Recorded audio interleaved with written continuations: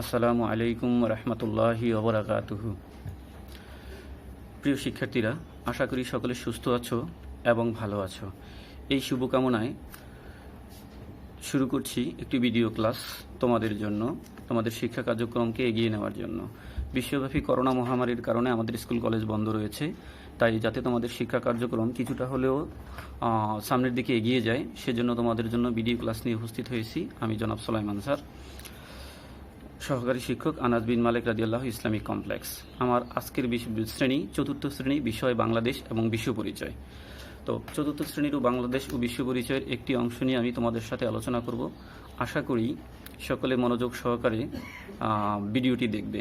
তো যে যেখানে বসে, যে অবস্থায় বসে ভিডিওটি দেখছো, অবশ্যই তোমরা মনোযোগ সহকারে দেখলে উপকৃত হবে ইনশাআল্লাহ।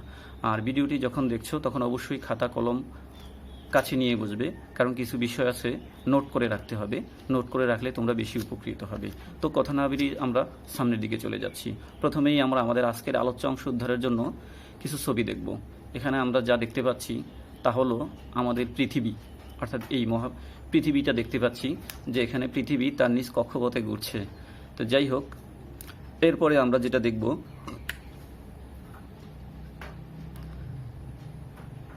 পৃথিবীর মানচিত্রটা দেখতে পাচ্ছি আমরা এখানে। অর্থাৎ আমরা তাহলে কোথায় বাস করছি? আমরা তো পৃথিবীতে বাস করছি। আর এটা হচ্ছে সেই পৃথিবীর মানচিত্র, যে এখানে বিভিন্ন রং দেওয়া বা বিভিন্ন কালারের কিছু অংশ আমরা দেখতে পাচ্ছি। এখানে আবারও দেখা যাচ্ছে, মনোযোগ সহকারে দেখো যা দেখা যাচ্ছে। আচ্ছা, তাহলে সর্বপ্রথম আমাদের মূল আলোচ্য অংশে যাওয়ার আগে এই পৃথিবীর মোট যে স্থলভাগ, এই স্থলভাগের 4 ভাগের 3 ভাগ পানি আর 1 ভাগ স্থল। যে 1 ভাগ স্থল রয়েছে, সেই 1 ভাগ স্থলে কয়টা মহাদেশ আছে অবশ্যই তোমরা আগের ক্লাসে শিখে এসেছো। তারপরও তোমাদের সুবিধার্থে এক নজরে বলে দিচ্ছি যে আমাদের পৃথিবীতে যে মহাদেশগুলি হলো, যে 8টা মহাদেশ আছে পৃথিবীতে, সেই 8টা মহাদেশ হচ্ছে এশিয়া মহাদেশ, ইউরোপ মহাদেশ, আফ্রিকা মহাদেশ, উত্তর আমেরিকা মহাদেশ, দক্ষিণ আমেরিকা মহাদেশ, অস্ট্রেলিয়া মহাদেশ এবং অ্যান্টার্কটিকা মহাদেশ। অবশ্যই এতক্ষণে তোমাদের মনে পড়ে গেছে। তো আমরা এখান থেকে সবগুলি নিয়ে আলোচনা করব না। আমাদের আজকের যে আলোচ্য বিষয় থাকবে সেটা হচ্ছে এই দেখো, এখানে এশিয়া মহাদেশকে নির্দেশ করা হয়েছে। অর্থাৎ আমরা এশিয়া মহাদেশের শুধু মানচিত্রটা আমরা দেখছি, যে অর্থাৎ এতক্ষণে তোমরা বুঝে গেছো যে আমাদের আলোচ্য বিষয় কি হবে। অর্থাৎ আমাদের আজকের যে আলোচ্য বিষয় সেটা হবে এই 8টা মহাদেশের মধ্যে শুধু এশিয়া মহাদেশ নিয়ে। অর্থাৎ আমাদের যে আজকের পাঠ, সে আজকের পাঠ হচ্ছে অধ্যায় 10 পাঠ 1 এবং 2 এর এশিয়া মহাদেশ সম্পর্কে। তো চলো আমরা সামনের দিকে চলে যাচ্ছি। শিখনফল, এখান থেকে আমরা যা শিখতে পারবো তা হচ্ছে এশিয়া মহাদেশের অবস্থান চিহ্নিত করতে পারবে, এশিয়া মহাদেশের দেশগুলির নাম বলতে পারবে, এশিয়া মহাদেশের জলবায়ু সম্পর্কে বলতে পারবে এবং এশিয়া মহাদেশের বিভিন্ন সম্পদ সম্পর্কে আমরা সংক্ষেপে বলতে পারবো। আমরা এখানে ছবিতে যা দেখতে পাচ্ছি তা হচ্ছে আমাদের এশিয়া মহাদেশ। অর্থাৎ এই যে এশিয়া মহাদেশ, এই এশিয়া মহাদেশ হচ্ছে পৃথিবীর মধ্যে সর্ববৃহত্তম মহাদেশ। অর্থাৎ যে 8টা মহাদেশ আছে সেই মহাদেশগুলির মধ্যে এশিয়া মহাদেশই হলো সবচেয়ে বড়। এখানে আমরা পৃথিবীর মানচিত্রটা দেখতে পাচ্ছি, যে এই পৃথিবী প্রথমে দেখানো হচ্ছে পৃথিবীর উত্তর গোলার্ধ, নিচে দেখানো হচ্ছে পৃথিবীর দক্ষিণ গোলার্ধ। অর্থাৎ পৃথিবীটাকে ভৌগোলিকভাবে উত্তর গোলার্ধ এবং দক্ষিণ গোলার্ধ অংশে বিভক্ত করা হয়েছে। তো এই পৃথিবীর যে এশিয়া মহাদেশ, এই এশিয়া মহাদেশটা পৃথিবীর উত্তর গোলার্ধে অবস্থিত। অর্থাৎ উত্তর গোলার্ধ এবং দক্ষিণ গোলার্ধে 2টা গোলার্ধ রয়েছে, যার উত্তর গোলার্ধে আমাদের এশিয়া মহাদেশের অবস্থান। যে এই যে এশিয়া মহাদেশ, যে এশিয়া মহাদেশের ভৌগোলিক অবস্থান সম্পর্কে আমরা এখন জানব। অবশ্যই তোমরা খাতা কলমে লিখে রাখবে এশিয়া মহাদেশের ভৌগোলিক অবস্থান। প্রথমে আমরা এশিয়া মহাদেশের অবস্থান খেয়াল করো, ভিতরে একটা গ্রাফ আসছে, যেটা উপরে লেখা আছে উত্তর, নিচে লেখা আছে দক্ষিণ, ডান পাশে পূর্ব, বাম পাশে পশ্চিম। আমরা দেখব এশিয়া মহাদেশের কোন দিকে কি আছে, এটাই হলো ভৌগোলিক অবস্থান।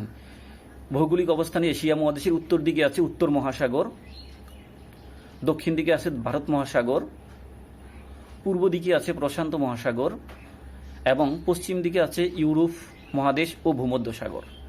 তোমাদের বোঝার সুবিধার্থে আমি আবার বলছি, এশিয়া মহাদেশের উত্তর দিকে আছে উত্তর মহাসাগর, দক্ষিণ দিকে আছে দক্ষিণ মহাসাগর, পূর্বে আছে প্রশান্ত মহাসাগর এবং পশ্চিম দিকে আছে ইউরোপ মহাদেশ ও ভূমধ্যসাগর। এই হচ্ছে আমার এশিয়া মহাদেশের ভৌগোলিক অবস্থান। এখানে এশিয়া মহাদেশের চিত্রটা দেখা যাচ্ছে, যেই চিত্রের ভিতরে বাংলায় লেখা কিছু দেশের নাম দেখা যাচ্ছে।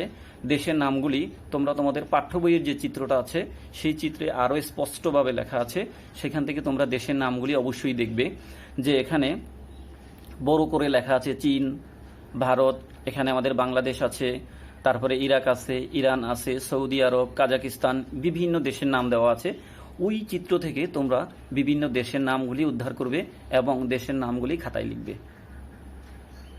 তো এই এশিয়া মহাদেশের মধ্যে যে আমাদের বাংলাদেশের অবস্থানটা চিহ্নিত করে দেখানো হয়েছে, দেখো ছোট করে তোমরা তোমাদের বইতে দেখবে, এবং যাদের বাসায় মানচিত্র আছে সেই মানচিত্রের মধ্যেও দেখবে যে এশিয়া মহাদেশে বাংলাদেশের অবস্থানটা ঠিক এরকম, অর্থাৎ এশিয়ার মানচিত্রের মধ্যে বাংলাদেশটা ছোট করে দেখানো হয়েছে। তো এখানে আমরা জানবো যে এশিয়া মহাদেশে সর্বমোট কয়টি দেশ আছে, অর্থাৎ এশিয়া মহাদেশে মোট 47টি দেশ রয়েছে। সেই 47টি দেশ সম্পর্কে আমরা জানার চেষ্টা করব মানচিত্র থেকে বেশ কয়েকটা, সবগুলি এখানে দেওয়া নাই, তো যেই কটা দেওয়া আছে ওখানে জানবে এবং বাকিগুলি তোমরা আস্তে আস্তে জেনে নেবে। এখন তোমাদেরকে একটি দলীয় কাজ দেব, যে দলীয় কাজটা তোমরা তোমাদের যদি বড় ভাই বোন থাকে, যেহেতু তোমরা সবাই বাসায় আছো তাই তোমাদের সহপাঠী বন্ধু পাচ্ছ না, তো আশেপাশে যদি কোনো সহপাঠী বন্ধু পাও তোমরা একসাথে বসে দলীয় কাজটা করবে। আর সেটা হচ্ছে এই মানচিত্রটা লক্ষ্য করে এখান থেকে 10টা এশিয়া মহাদেশে রয়েছে এরকম 10টা দেশের নাম তোমরা খাতায় লিখবে এবং খাতায় লিখে তোমরা তোমাদের মা, বাবা অথবা তোমাদের যে বড় ভাই বা বোন যারা আছে তাদেরকে তোমরা দেখাবে। তো এখানে আমরা এশিয়া মহাদেশকে নির্দিষ্ট করে দেখানো হয়েছে, দেখো যে, এবং নিচে যে সার্কেলে একটা অংশ লাল করে দেখানো হয়েছে, তার মানে হচ্ছে পৃথিবীর যে মোট স্থলভাগ, এই মোট স্থলভাগের 3 ভাগের 1 ভাগ জুড়ে রয়েছে এই এশিয়া মহাদেশ। অর্থাৎ টোটাল পৃথিবীটাকে যদি 4টা অংশে ভাগ করা হয়, সে 4 অংশের একটা অংশ হচ্ছে স্থলভাগ, বাকি 3টা অংশ হচ্ছে জলভাগ। যে একটা অংশ স্থলভাগ, সেই এক অংশকে আবার যদি 3 ভাগ করি, সেই 3 ভাগের 1 ভাগ জুড়েই রয়েছে আমাদের এই এশিয়া মহাদেশ, অর্থাৎ যেই মহাদেশে আমরা বসবাস করছি। পয়েন্টগুলি অবশ্যই লিখে রাখবে। এখানে উপরে দেওয়া আছে লোক সংখ্যা, অর্থাৎ জনসংখ্যা, এশিয়া মহাদেশের জনসংখ্যা।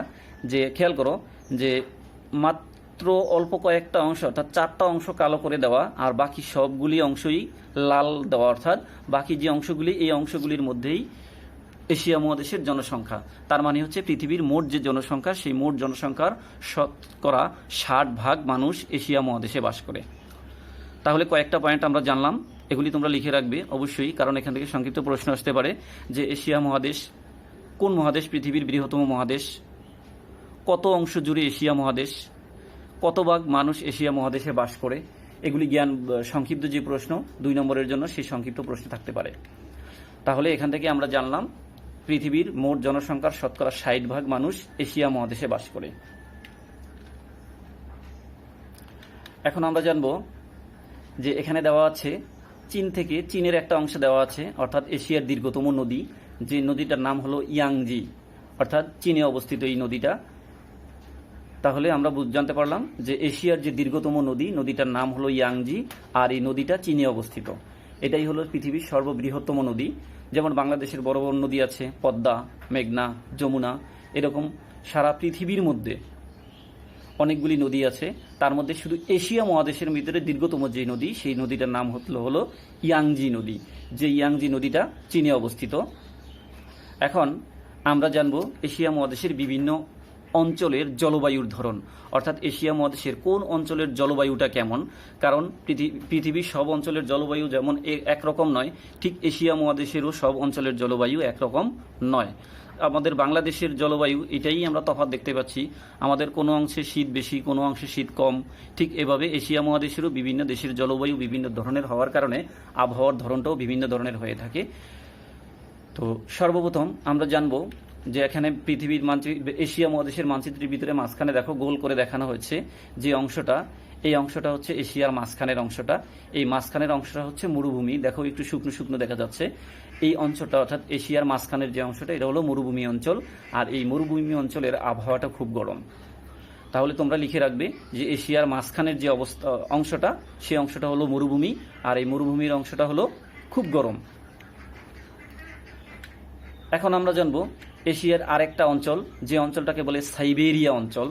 এই সাইবেরিয়া অঞ্চলের আবহাওয়া সম্পর্কে জানবো যে এই সাইবেরিয়া রয়েছে এশিয়া মহাদেশের উত্তর দিকে। আর এই সাইবেরিয়া অঞ্চলটা যেমন খুব ঠান্ডা এবং তীব্র শীতে তুষারপাত হয়। যেমন এর আগে আমরা জানলাম এশিয়ার মাঝখানে ওখানে যেমন মরুভূমি আছে, আর মরুভূমির আবহাওয়া খুব গরম, অর্থাৎ বেশিরভাগ সময়ই ওখানে গরম পড়ে। ঠিক সাইবেরিয়া অঞ্চলে তার বিপরীত, অর্থাৎ এখানে ঠান্ডা বেশি এবং যখন তীব্র শীত হয় তখন তুষারপাত পড়ে।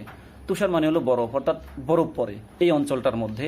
তাহলে দুইটা অংশ জানলাম, একটা হলো এশিয়ার মাঝখান, দ্বিতীয়টা হলো সাইবেরিয়া।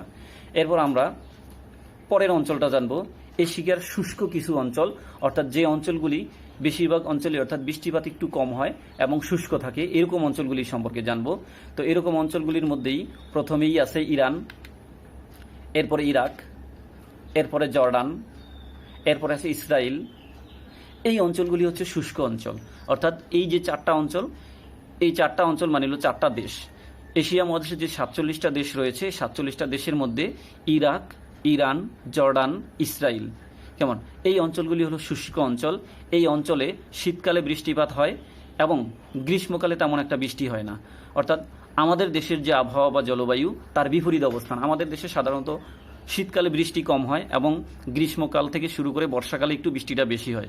কিন্তু এই শুষ্ক যে অঞ্চলগুলি আছে এই অঞ্চলগুলির মধ্যে শীতকালে বৃষ্টি বেশি হয় কিন্তু গ্রীষ্মকালে বৃষ্টি কম হয়। তো এখানে আসে আরও দুইটা অঞ্চল, একটা হলো মালয়েশিয়া এশিয়া মহাদেশের, আরেকটা অঞ্চল ইন্দোনেশিয়া। অর্থাৎ মালয়েশিয়া এবং ইন্দোনেশিয়া এই দুইটাও এশিয়া মহাদেশের দুইটা অঞ্চল। দেখো এই দুইটা অঞ্চলে সারা বছর তাপমাত্রা বেশি থাকে এবং বৃষ্টিপাত হয়। অর্থাৎ এশিয়া মহাদেশের আগের অঞ্চলগুলি যেমন শুষ্ক ছিল, শীতকালে বৃষ্টি বেশি হতো, গ্রীষ্মকালে বৃষ্টি কম হতো। এখানে এসে তার বিপরীত অবস্থান, অর্থাৎ মালয়েশিয়া এবং ইন্দোনেশিয়া এই দুইটা অঞ্চলের ভিতরে পৃথিবীর সারা বছরেই তাপমাত্রা বেশি থাকে এবং সারা বছরই কম বেশি বৃষ্টিপাত হতেই থাকে। এক নজরে আমরা আমাদের এশিয়া মহাদেশের যে অবস্থান সেই অবস্থানগুলি সম্পর্কে জানব। দেখো 1 নম্বর পয়েন্ট, এশিয়া পৃথিবীর বৃহত্তম মহাদেশ, এটি পৃথিবীর উত্তর গোলার্ধে অবস্থিত। 2 নম্বর পয়েন্ট, এশিয়া মহাদেশে 47টি দেশ আছে, এখানে পৃথিবীর 60 ভাগ মানুষ বাস করে। পূর্বের আলোচনাগুলি আবার এখানে হচ্ছে, তো এখান থেকে তোমরা সংক্ষেপে সহজে লিখে রাখতে পারবে। 3 নম্বর পয়েন্ট, পৃথিবীর মোট স্থলভাগের 3 ভাগের 1 ভাগ জুড়ে এই এশিয়া মহাদেশ এবং চীনের ইয়াংজি অর্থাৎ এশিয়া মহাদেশের বৃহত্তম যে নদী এই নদীটা চীনে অবস্থিত। 4 নম্বর পয়েন্ট, এশিয়ার মাঝখানে মরুভূমি, উত্তরে সাইবেরিয়া যেখানে তুষারপাত হয়, ইন্দোনেশিয়া এবং মালয়েশিয়ায় সারা বছর বৃষ্টিপাত হয়। সর্বশেষ অর্থাৎ 5 নম্বর point, Iraq, Iran, Jordan, Israel শীতকালে বৃষ্টি হয়, গ্রীষ্মকালে বৃষ্টি হয় না। এক নজরে এই হচ্ছে আমার এশিয়া মহাদেশের অবস্থান। তো শিক্ষার্থীবিন্দু, এখন আমরা বইয়ের সাথে মিলিয়ে নেব, অর্থাৎ আমাদের যে বই সেই বইয়ের 48 পৃষ্ঠা খুলো। 48 পৃষ্ঠা খুলে আমাদের যে আজকের আলোচনা সেই আজকের আলোচনাটা তোমরা একটু মিলিয়ে নেবে অবশ্যই। এখানে তোমাদের জন্য 5 মিনিট সময় বরাদ্দ, এই 5 মিনিটে তোমরা রিডিংটা পড়ে নেবে। তো ভিডিও রেস্টেন্ড করে তোমরা পড়ে নেবে, পড়ে 5 মিনিট পরে আবার সামনে চলে যাবে। তো এজন্য আমি আর সময় নষ্ট করছি না, আমি সামনে চলে যাচ্ছি। আমরা এখন যাব মূল্যায়নে। শিক্ষার্থীবিন্দু, মূল্যায়নের প্রথম প্রশ্ন, এশিয়া মহাদেশে মোট কতটি দেশ রয়েছে? 2 নম্বর প্রশ্ন, এশিয়ার সবচেয়ে বড় নদীর নাম কি? 3 নম্বর প্রশ্ন, এশিয়া মহাদেশ কোন গোলার্ধে অবস্থিত? এই 3টা প্রশ্নের উত্তর খাতায় লিখবে এবং স্কুল চালু হলে তোমাদের বিষয়ভিত্তিক যে টিচার আছে সেই টিচারকে দেখাবে উত্তরগুলি সঠিকভাবে হয়েছে কিনা। অবশ্যই যখন উত্তরগুলি লিখবে তখন তোমরা মেন বইয়ের সহযোগিতা নিতে পারো, তবে মেন বইয়ের সহযোগিতা না নিয়ে লিখলেই সর্বোত্তম, ভালো হবে। বাড়ির কাজটা লিখে নাও। এই বাড়ির কাজটাও তোমরা স্ব ক্লাস টিচারকে দেখাবে।